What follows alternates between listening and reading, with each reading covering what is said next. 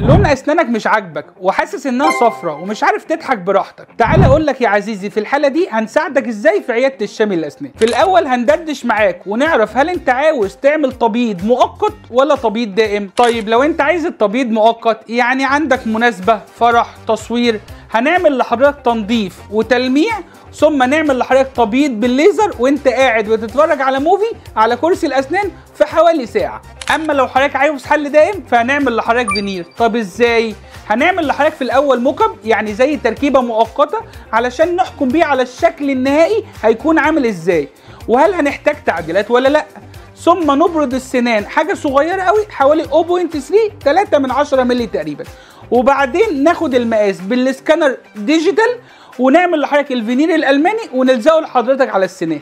وبكده ابتسامتك هتكون جاهزه سواء للحظات سريعه او لتغيير دائم. في عياده الشامي الاسنان عندنا الحل على طول.